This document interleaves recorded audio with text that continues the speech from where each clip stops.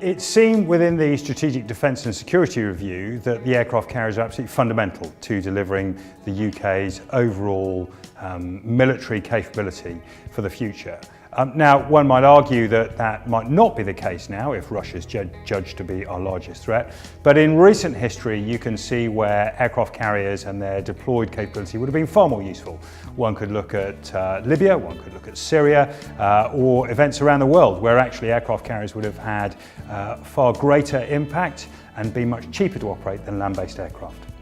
We're looking at what we've got coming, we're looking at our brand new carrier. We haven't opted for the cat and trap sort of capability on it that the French have maybe got. At this sort of age of interoperability, times when we're trying to do a lot of work with our coalition partners, have we really sort of shot ourselves in the foot with that? Well, the UK, of course, did originally decide to go for cats and traps, and then was looking at the electromagnetic system as well, which the US said they would underwrite, and then Britain reversed its decision once more and decided that it would do without.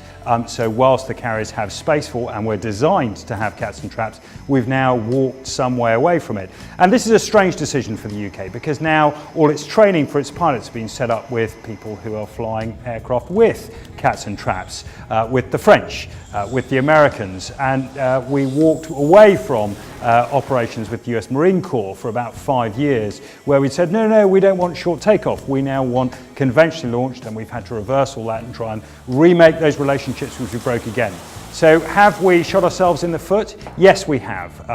These aircraft carriers will not be as interoperable as they're originally designed to be. There are a reduction in the payload, the range and the capability of the aircraft that are flying from them. Is it of no use whatsoever? Well, no, that's not true at all. There will of course be use for these carriers, there'll be use for short takeoff and landing aircraft, and the US Marine Corps can operate from them, and this is going to be very crucial come 2020. We're referring to the Americans there. We've just been on board, it says Eisenhower, had a look around there. In terms of the number of aircraft our carriers can take, that's a lot less than what Eisenhower can. It's got 70 aircraft, that was built in 1975, I believe. Really, I mean, is our new carrier going to pack the punch, the sufficient punch to keep in line with our coalition partners? Or maybe are we sort of saying that the Lightning II is going to compensate for maybe less aircraft on board because of its high power? Well, this is the argument in that the British say the F-35, fifth generation stealth aircraft, and it will, it's worth 5 F-18s and 10 Tomcats and can beat Rafale. And to be honest, all of that is fairly moot. The Queen Elizabeth class carrier is easily capable of carrying 72 aircraft.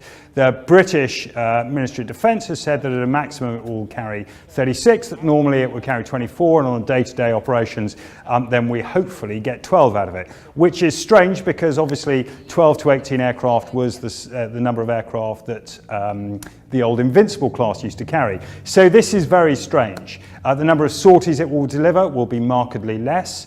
Up to 32 sorties a day is what they were talking about from the 12 aircraft, which again is quite a large number to generate out of a small number of airframes.